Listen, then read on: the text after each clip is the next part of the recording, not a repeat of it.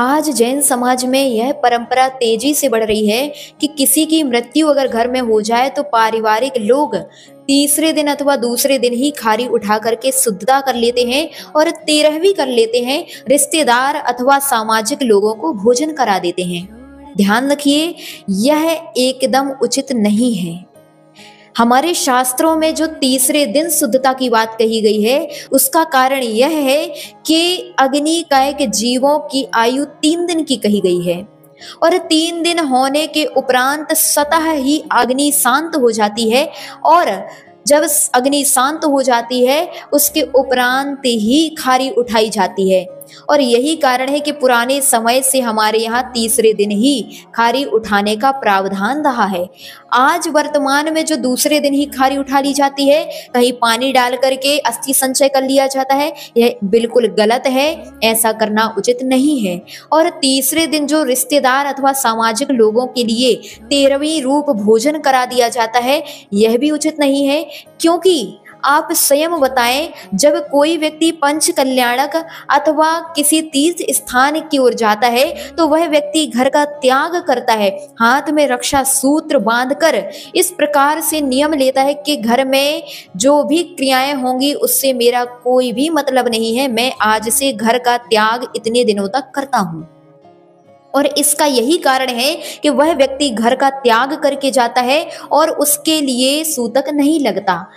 लेकिन आज जो यह क्रिया चल रही है कि उस सूतक जन घर में आकर के रिश्तेदार और सामाजिक लोग भोजन कर रहे हैं, क्या उनके लिए सूतक नहीं लगेगा? जब वह लोग स्वयं घर में आकर के भोजन यहाँ पर कर रहे हैं, उसी घर का भोजन कर रहे हैं, तो उनके लिए भी सूतक का पालन करना होगा।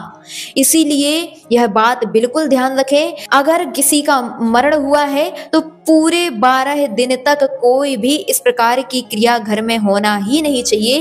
13वें दिन जो शांति विधान आदि सामान्य रूप से शांति के लिए घर में इस प्रकार के विधान धर्म अनुष्ठान किए जाते हैं, उसके उपरांत ही इस प्रकार की सूतक जन्य हमारे लिए दोष समाप्त होते हैं। अतः 12 दिन तक कोई भी रिश्तेदार और सामाजिक व्यक्ति उस घर में भोजन नहीं कर सकता। अतः इस बात को ध्यान रखिए, जब उस घर के व्यक्ति, जिस घर में किसी का मरण हुआ है, उस घर के व्यक्ति ना दान कर सकते हैं ना पूजा कर सकते हैं, क्योंकि उनके घर का 12 दिन तक संपूर्ण वातावरण अशुद्ध है। अतः इस बात का ध्यान रखें कि सामान्य दूसरे लोग भी उस घर में जाकर के 13वीं आदि भोजन ना करें। और हमारे शास्त्रों में 13वीं आदि का भोजन का कोई प्रावधान है ही नहीं। एक बात बताओ आप स्वयं कि जिस घर में किसी का मरण हुआ है, क्या वह व्यक्ति सुखी है?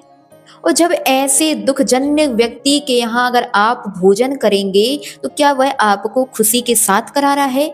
नहीं। अतः आप उसके दुख में तो शामिल हो, लेकिन यह 13वीं जैसा भोजन ना करें। आप उसके लिए भोजन करा दें, लेकिन आप उसके यहाँ जाकर के भोजन बिल्कुल ना करें। इस प्रकार की क्रिया हमारे यहाँ जो चल रही है वह बंद होना चाहिए और यह हमारे लिए स्वयं ही एक लज्जाप्रद है।